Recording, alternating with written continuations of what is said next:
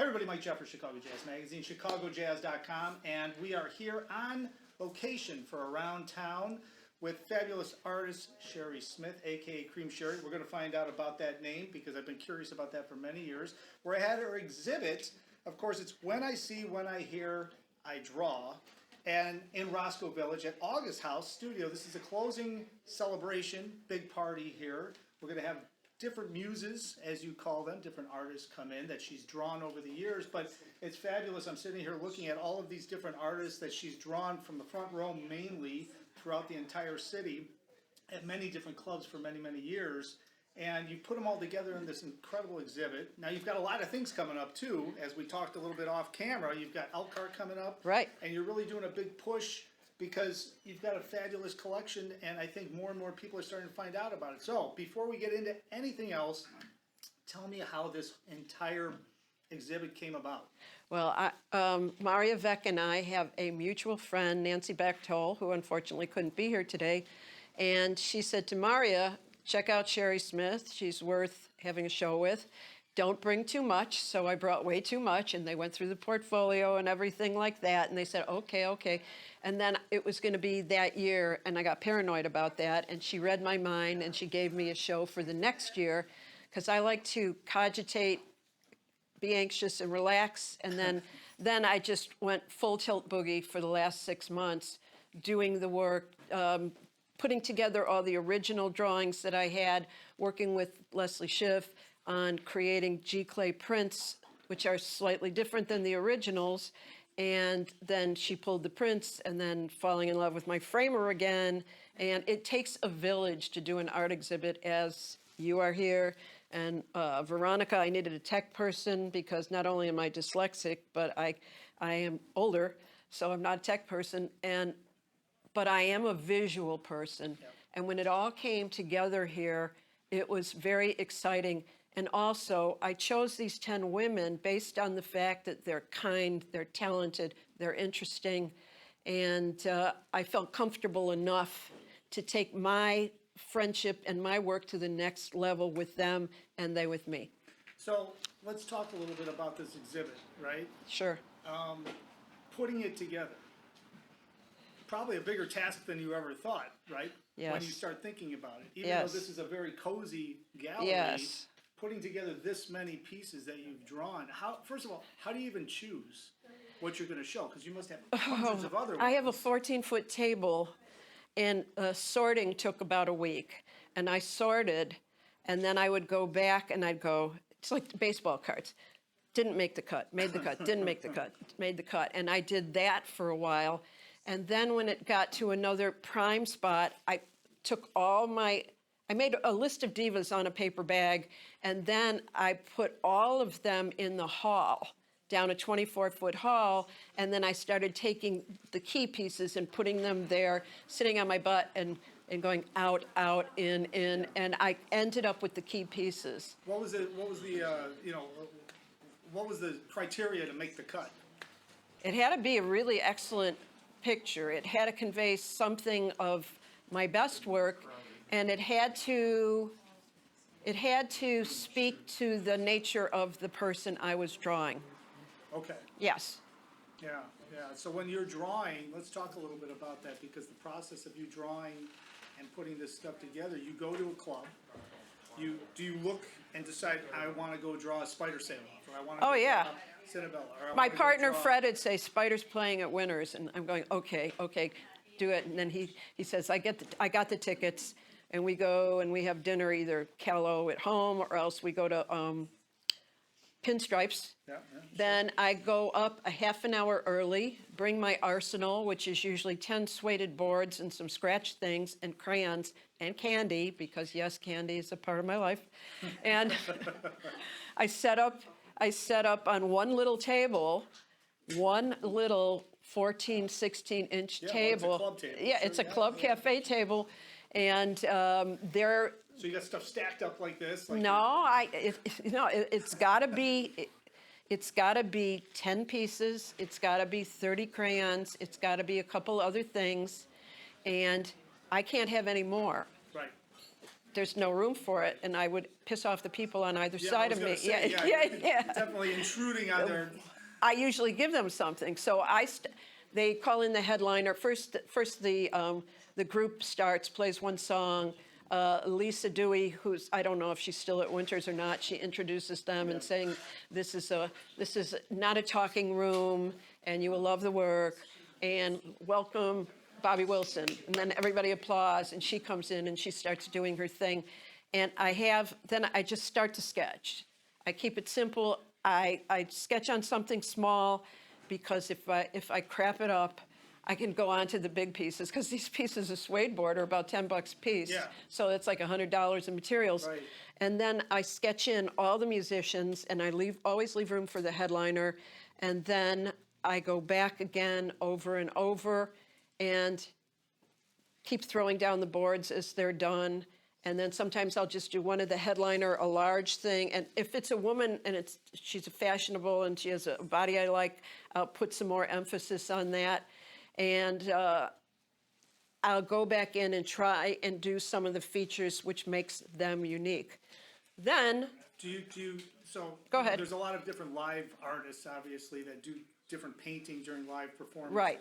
Similar to you, but not similar to you, because Yeah. they feel the vibration and they're throwing paint this way, and sometimes they're painting different ways, and sometimes they're sketching, and something.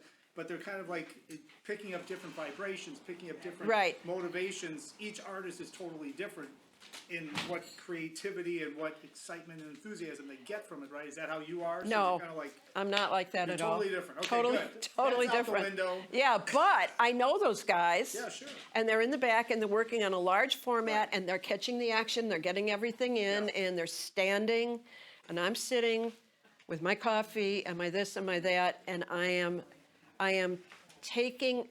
The tempo of the music creates the amount of stuff that I get done. Like if it's a crooner, it's slower.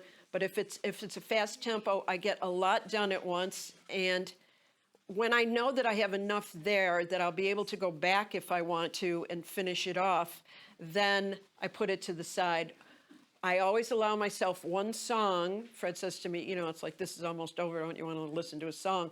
So I listen to one song, and and I just totally get into it, and they see the crazy Sheri that I am, because I let my freak flag fly. And then I quickly gather up all the pieces, because usually I bake something for the musicians and the guys. But as soon as they go back into their room with their pizza, they know me, that I'm going to come in.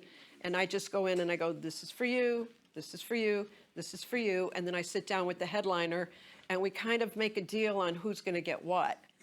And so I say, you can have these three. Yeah. It's like, keep the best and sell the rest. Sure. Yeah, Right, so yeah, right. it's basically that kind of thing. Or give the rest away, is that? Yeah, for me, it's Yeah. give the rest away. So I do that, and I don't really look at anything until the next day. And then I'll pull it out, and I'll go, And I'll have three things that are left. And then when I know I'm going to use it for something, I'll keep working on it. Like if I want to take it to Josie Falbo, who likes my work, I'll bring it to her, but I'll work on it first. Or if I'm going to take it to hang somewhere, I completely rework it. But I've done so much work over 23 years that there are stacks and stacks and stacks. Yeah, I was going to say, I mean. I got a stack of Benny Golson that I'm dying to have a show with. And I have done all of these older cats who are no longer with us. And I see all of this as historical basis, one way or another, because I am a big history nerd, Well, you're documenting the Chicago jazz scene, but also the national jazz scene as they come. as to they Chicago, come through. right? And I do Elkhart Jazz Museum, Elkhart Jazz Fest, and the Midwest Museum of Art has shown a lot of my work. But yeah, I get to see, when I do something like a jazz fest, there are so many acts, and I just sit there and do 10 acts. It's crazy. But I like my Chicago thing because I'm very proscribed about what I want to do. Mostly it's indoors. I worked in the hotel business, so I was used to being on the floor and putting on the cocktail attire and getting out there. And this is somewhat what it's like for me, 23 years. This is the longest hiatus I've had from drawing in my life because I had to put my heart and soul into it. Well, you were a teacher, right? right? That's Yeah, yeah. I taught for 20 years. I did food, books, TV, radio, etc. for 20 years, and then I had my son, and then I needed real money. I got a teaching certification from the School of the Art Institute, and I had to re-up it because I needed real money. So then I taught for 20 years, and the principal pissed me off, basically, so I walked out. I did that for 2 other principals, too. No notice. And so then I took a hypothetical 7-year nap to get it out of my system, all of that rigmarole that I went through. And then I woke up, and it was balls to the wall. What should I have been doing then that I'm not doing now? And I did it. I joined the Cliff Dwellers. I had a show here. I did this. I did that. And it all came to fruition. And after 23 years, I found that I really liked my work. Yeah. And this show and the Elkhart show finally have me settled as an artist, so I can talk to other artists, other people, put a decent price tag on the work, and Well, go. you have your confidence because you have a lot of work. You've been around doing this for Right. years now. You have confidence in the fact that, I mean, this is incredible stuff just looking around right now. I mean, it's like really, I mean, I see a lot of people that I recognize, obviously. Good, good. But, That's the intent. It's really unique, but it's very, it's unique to you. Right. And I haven't seen things drawn this way. I've seen a lot of different live art. It's but not cool. like this. Yeah, It's very cool. yeah. I love So, it. Let's talk a little bit about the Elkhart. So tell me about Elkhart. You've got this show that's coming in down there too. You're gonna be a part of an entire museum. Yes. I went to see during Jazz Fest, Elkhart Midwest Museum of American Art usually does a few things that are related to the fest. So one they did was they had somebody doing a lecture on Cole Porter. When I got married, all that was played was Cole Porter, and Here Comes the Bride, and whatever those things are. So I met the curator. I looked in his eyes. I said, "There's somebody you want to get to know." So we started hanging. He called me his Mon Chéri, and I'd sign off my things going, "Your Mon Chéri," and he let me show there 3 or 4 times. But this time he was taking a leave, and the curator, who used to be the assistant to him, was stepping up. And I knew these guys. These were fun guys to play around with. Yeah. So the curator says, the director says to me, "All I can wish you is happy birthday. There's a change of venue coming." And I thought, okay, that's it for me at Elkhart. But then I get an email late at night, and I see it. He says, the stars have aligned. I'm going like, I don't know what that is, but it sounds good. He says, "I'd like you to bring in 20 pieces. No, 25 pieces. And I'm going like, I have this windfall of art right here, right now. Yep. So I didn't have to do anything except sort and have some things reframed.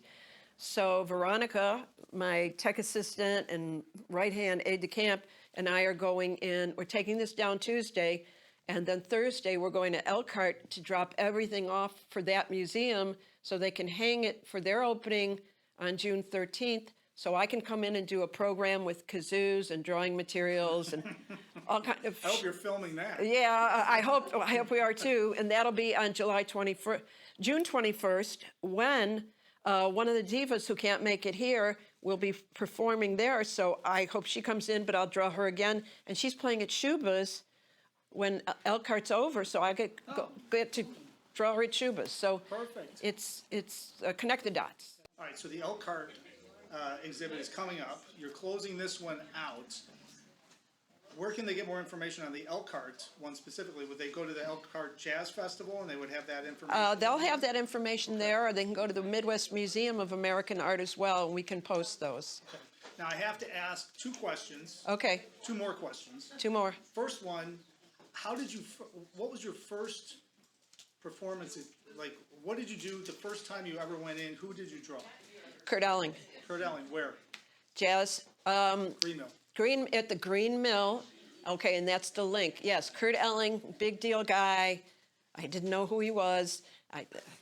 At the old place he was at, I told him a dirty joke. Then I found out he was a divinity student. So it was like, oh, can't win. But I was up there drawing Kurt. He was magnificent, et cetera, et cetera. I'd come every Wednesday night when he was on. Patricia Barber was on Monday. I heard her once. I said, too good to be forgotten, and I kept showing up there. And then you want to know about how I got my name, Cream Well, that was Sherry. gonna be my last Yeah, question. well, How I'm going to did you tell get you. that? Dave Gemolo, the owner of the Green Mill, he was very snarky. He came up to me. He said, still is. He still is. Very Yeah. good dude, but yeah. Yes, he's still snarky. And he came up to me. He said, "How you doing, Cream? Creamy." And so I said to myself, well, I could be cooking Sherry at 60, or I can be Cream Sherry at 60. That was it. That was it.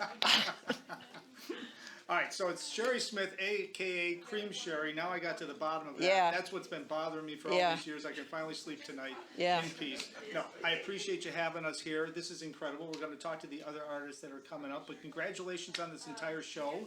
Thank you. And I'm hoping you're going to have a website where people can We do. We have a We have a website coming right up. Good. All right. Yes. We'll promote that on Okay, Chicago great. Jazz as usual. Great. Congratulations, Sherry. Thank you, my darling. Absolutely. And of course, everybody, thanks for watching. And there's going to be more from this gallery exhibit coming up soon, so stay tuned.